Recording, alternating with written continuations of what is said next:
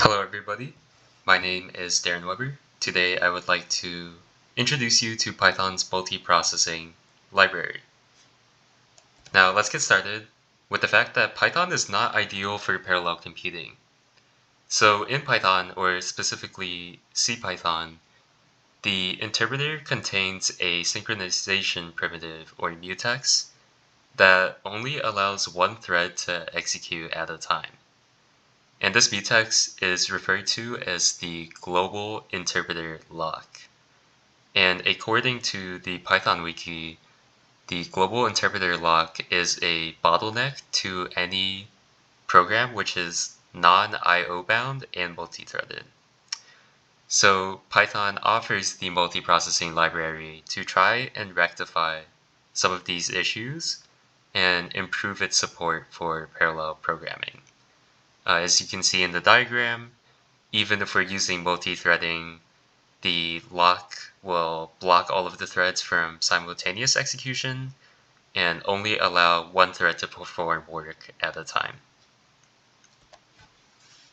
So the multiprocessing library aims to sidestep the global interpreter lock. And it does this by using process copies instead of threads. And the difference is that each process is able to have its own interpreter, and that means it also receives its own global interpreter lock. Now, the library also offers a similar API to Python's threading library, which is intended for those IO-bound thread-based parallelism programs. And with multiprocessing, since it's no longer affected by a global lock, it's much more ideal for compute-bound programs. And as a library, multiprocessing contains several classes that serve common parallel programming needs. So these include sharing values across processes, synchronizing the execution state, and managing pools of worker processes. Now, let's start with the fundamental object in multiprocessing. This is the process class, which implements the same API as the Python threading library's thread object. Now, there are three different ways to start a process, and it just depends on the desired initialization.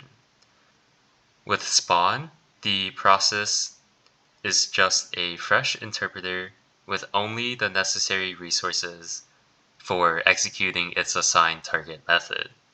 However, spawning is slower than both fork and fork server. With fork, the new process is identical to its parent process with all of the parent's resources copied over. However, this is potentially unsafe if the parent process is actively using any sort of synchronization primitive.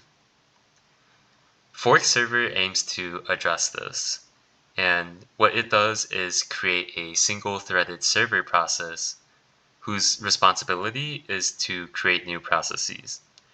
And fork server is safer than fork and also accomplishes some of the resource copying efficiencies by only copying over what is needed to the child. Multiprocessing also offers primarily two classes for interprocess communication, which are the queue and the pipe.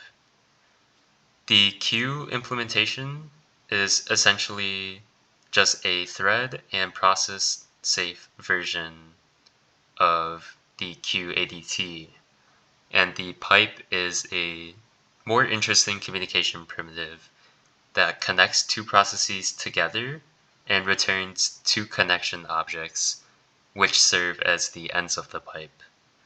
And processes are able to call basic send and receive methods through their connection instance.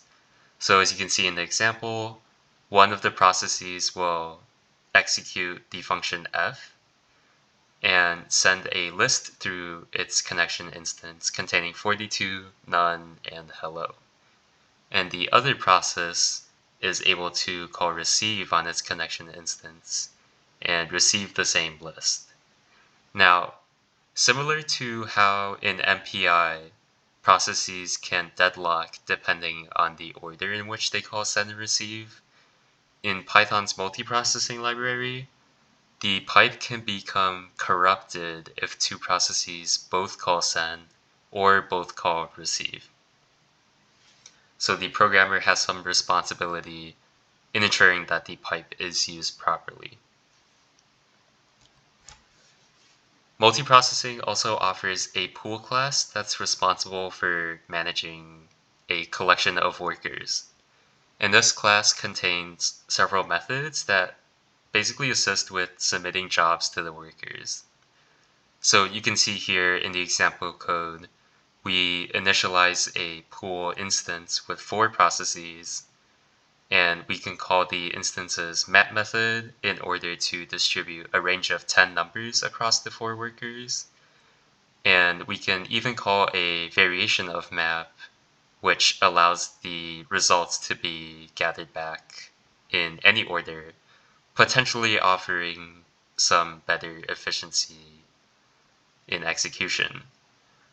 Interestingly enough, Pool also supports some asynchronous execution, where you can apply a function asynchronously across the workers and wait until the results are back, or pass a callback to the pool.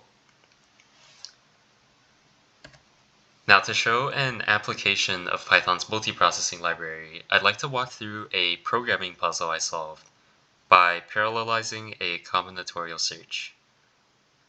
The problem statement is finding a valid combination of adds and multiplies, if it exists, that is able to obtain a given result when applied to given operands. For the sake of simplicity, let's ignore the order of operations and assume that all operations are evaluated from left to right. So looking at the example input here at the top, where 190 is the result and 10 and 19 are the operands, we can obtain 190 by multiplying 10 with 19. At the bottom, with 292 as the result and 11, 6, 16, and 20 as the operands, we can obtain 292 by 11 plus 6 times 16 plus 20. So if we approach this problem with a combinatorial search and say that there are n operands, the time complexity is exponential, or O of 2 to the n. And while the time complexity would remain the same, parallelizing the algorithm makes it more practical for small values of n. So in order to solve the problem, I wrote a function which takes in the entire equation, and as you can see highlighted in yellow, breaks it apart into the result and the operands. And as you can see highlighted in the blue, we generate all possible permutations of addition and multiplication operators and apply each operation permutation and check if the ending value is equal to the result. If it is, then we say that a permutation exists and that the equation is valid. And to clarify for this problem, we only care if an equation is valid and definable using some permutation of addition and multiplication operators. So in the code here, you can see that I parallelized the program using multiprocessing's worker pool class. And here, I initialize a pool with as many worker processes as there are available CPUs on the system. And I call the instance's map method to equally distribute all of the equations across the worker pool. And this method also takes care of collecting all the results into one single iterable object. And in executing the program twice, once sequentially and once in parallel, we obtain a speedup of around 5.3 times while using 16 times as many processes. There are some factors at play here in the worse than linear speedup, and these include but are not limited to the I/O overhead for reading in the input file, and the lack of dynamic scheduling for equations with a higher number of operands. However, Python's multiprocessing library allows us to just add a few lines of code to achieve hardware parallelism. And I think in many cases, this is enough for any practical program applications. Thanks for watching my short lecture on Python's multiprocessing library. If you are interested and would like more information, please consult the Python documentation on not only multiprocessing, but also threading and concurrent futures.